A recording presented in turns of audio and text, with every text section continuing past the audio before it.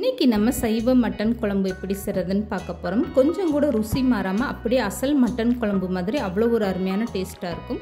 ஒரு டைம் இந்த மட்டன் குழம்பு நீங்கள் ட்ரை பண்ணி பாருங்கள், நீங்களே ஆச்சரியப்படுவீங்க. அவ்வளோ ஒரு அருமையான டேஸ்ட்டாக இருக்கும். ஹலோ ஃப்ரெண்ட்ஸ், வெல்கம் டு சமையல் டிலைட்.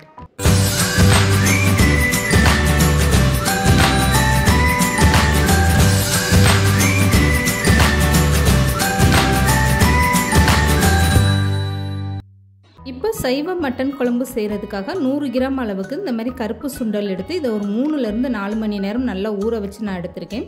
நீங்கள் இந்த கருப்பு சுண்டலுக்கு பதில் வெள்ளை சுண்டல் அப்படி இல்லைன்னா பட்டாணி பயிர் கூட ஊற வச்சு எடுத்துக்கலாம். இப்போ ஊற வச்ச சுண்டலை தண்ணி எதுவுமே சேர்க்காம மிக்ஸி ஜாரில் சேர்த்து இந்த மாதிரி நல்லா கொரப்பாக அரைச்சி எடுத்துக்கோங்க. இதை இப்போ ஒரு அகலமான தட்டில் மாற்றி எடுத்துக்கோங்க. இப்போ இது கூடவே 1/4 ஸ்பூன் அளவுக்கு தனி மிளகாய் தூளும் 1/4 ஸ்பூன் அளவுக்கு உப்பும் சேர்த்துக்கோங்க. இது கூடவே 1/2 ஸ்பூன் அளவுக்கு இஞ்சி பூண்டு பேஸ்ட்டு சேர்த்துக்கோங்க. இப்போ 2 ஸ்பூன் அளவுக்கு கடலை மாவும் சேர்த்துக்கோங்க. இது எல்லாமே சேர்த்துட்டு ஒரு டைம் நல்லா மிக்ஸ் பண்ணி எடுத்து வச்சுருங்க. தண்ணி எதுவுமே சேர்க்க வேண்டாம். பயறு அரைச்சதும் உங்களுக்கு பார்த்தீங்கன்னா இந்த அளவுக்கு நல்லா கெட்டியாக இருக்கணும். அதனால் தண்ணி சேர்க்காமல் நீங்கள் அரைச்சி எடுத்துக்கோங்க. இப்போ கலந்து எடுத்த இந்த சுண்டல் மாவை அப்படியே தனியாக ஓரமாக எடுத்து வச்சுருங்க. இதுக்கப்புறமா 50 கிராம் அளவுக்கு சோயா எடுத்துக்கோங்க. இதை நல்லா வெந்நீரில் ஒரு 5 நிமிஷம் ஊற வச்சு எடுத்துக்கோங்க. வெந்நீரில் ஊற வைக்கும்போது உங்களுக்கு இந்த சோயா சீக்கிரமாகவே ஊறிடும். அதனால் நல்லா ஊற வச்சதுக்கப்புறமா தண்ணி எதுவுமே இல்லாத அளவுக்கு நல்லா பிழிஞ்சிட்டு எடுத்துக்கோங்க. 100 கிராம் சுண்டல்னா 50 கிராம் அளவுக்கு இந்த சோயா எடுத்துக்கோங்க. இது கரெக்டாக இருக்கும். இப்போ தண்ணி எதுவுமே இல்லாமல் பிழிஞ்சு எடுத்ததுக்கப்புறம் இந்த சோயாவை இப்படி 2 கட் பண்ணி எடுத்து வச்சுக்கோங்க. இப்போ எல்லா சோயாவும் இந்த மாதிரி கட் பண்ணி எடுத்தாச்சு. இதுக்கப்புறமா கலந்து வச்சுருக்க இந்த சுண்டல் மாவோட இந்த சோயாவை அப்படியே சேர்த்துருங்க. இதை சேர்த்ததுக்கப்புறம் ஒரு டைம் தண்ணி எதுவுமே சேர்க்காமல் நல்லா மிக்ஸ் பண்ணி விட்டுருங்க. இதில் நீங்கள் கொஞ்சம் கூட தண்ணியே சேர்க்கக்கூடாது. நல்ல கெட்டியான ஒரு பக்குவத்தில் இருக்கணும். இப்போ பாருங்கள், இந்த மாவு சோயா எல்லாமே சேர்ந்து இந்த மாதிரி நல்லா ஒன்றா மிக்ஸ் ஆகிடுச்சு. இதுக்கப்புறம் சைவ மட்டன் எந்த சைஸில் உங்களுக்கு வேணுமோ அதுக்கேற்ற மாதிரி நீங்கள் மட்டன் மாதிரி தயார் பண்ணி எடுத்துக்கோங்க. இந்த சோயா மாவு ரெண்டுமே சேர்ந்து இந்த மாதிரி நீங்கள் சின்ன சின்ன பீஸாக இப்படி தயார் பண்ணி எடுத்து வச்சுக்கோங்க.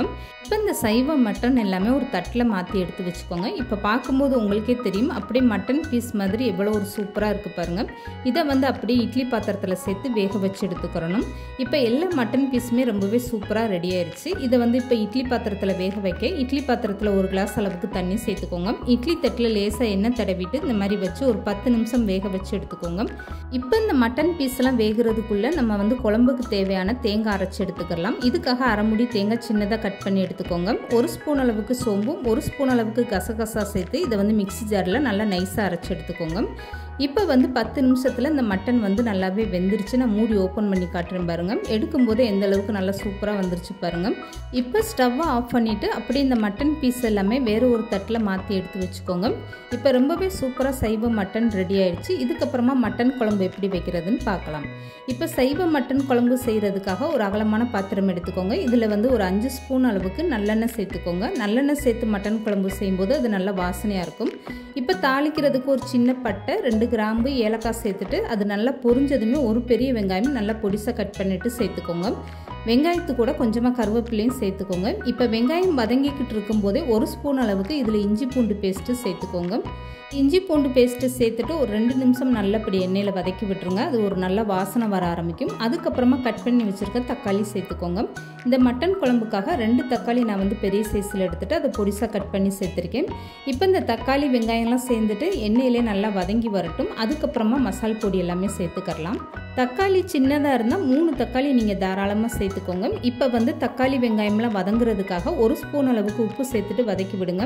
இந்த மாதிரி 1 ஸ்பூன் உப்பு சேர்த்து வதக்கும் போது உங்களுக்கு தக்காளி வெங்காயம் சீக்கிரமாகவே நல்லா வெந்து வந்துடும். இப்போ தக்காளி நல்லா குலைவாக வெந்து வந்துருச்சு. இதுக்கப்புறமா ஸ்டவ்வை மீடியமாக வச்சுட்டு 1 ஸ்பூன் அளவுக்கு தனி மிளகாய் தூள் சேர்த்துக்கோங்க. இப்போ மிளகாத்தூள் சேர்த்துட்டு எண்ணெயில் நல்லா அப்படி வதக்கி விட்டுருங்க. இதுக்கப்புறம் அரைச்சி வச்சுருக்க தேங்காய் விழுது அப்படியே சேர்த்துக்கோங்க. தேங்காய், கசகசா, சோம்பெல்லாம் சேர்த்து அரைச்சி வச்சுருக்கோம்ல அதை சேர்த்துட்டு அப்படியே மிக்ஸி ஜாரில் 1 கிளாஸ் அளவுக்கு தண்ணி சேர்த்து நல்லா கலந்துட்டு சேர்த்துக்கோங்க. இப்போ எக்ஸ்ட்ரா 1 கிளாஸ் தண்ணி சேர்த்துட்டு உங்களுக்கு குழம்பு எந்த அளவுக்கு வேணுமோ அதுக்கேற்ற மாதிரி நீங்கள் தண்ணி சேர்த்துக்கோங்க. ரொம்பவும் குழம்பு தண்ணியாக போயிடக்கூடாது. மட்டன் குழம்பு கொஞ்ச நாளும் கெட்டியாக இருந்தால் தான் சாப்பிட நல்லாயிருக்கும். இப்போ இது கூடவே 2 ஸ்பூன் அளவுக்கு வீட்டில் நம்ம பயன்படுத்தக்கூடிய மசால் பொடி 2 ஸ்பூன் சேர்த்துக்கோங்க. 1 ஸ்பூன் அளவுக்கு கறி மசாலா தூளும் 1/4 ஸ்பூன் அளவுக்கு மஞ்சத்தூளும் சேர்த்துட்டு நல்லா கலந்து கொடுத்துருங்க. இதுக்கப்புறம் உப்பு உரப்பு உங்கள் டேஸ்ட்டுக்கு ஏற்ற மாதிரி நீங்கள் பார்த்துக்கோங்க. மட்டன் குழம்பே பிடிக்கலைன்னு சொல்கிறவங்களுக்கு கூட இந்த மாதிரி நீங்கள் மட்டன் குழம்பு வச்சு கொடுத்தீங்கன்னா நல்லா ஆசையாக விரும்பி சாப்பிடுவாங்க. அவ்வளோ ஒரு அருமையான டேஸ்ட்டாக இருக்கும். இப்போ இந்த மட்டன் குழம்பை நல்லா கலந்து கொடுத்துட்டு அப்படியே மூடி போட்டு ஸ்டவ்வை மீடியமாக வச்சு ஒரு 5 நிமிஷம் கொதிக்க வச்சுருங்க. இப்போ 5 நிமிஷத்துக்கு அப்புறம் நான் மூடி ஓப்பன் பண்ணி காட்டுறேன் பாருங்கள். குழம்பு நல்லா வாசனையோட ரொம்பவே சூப்பராக இருக்குது.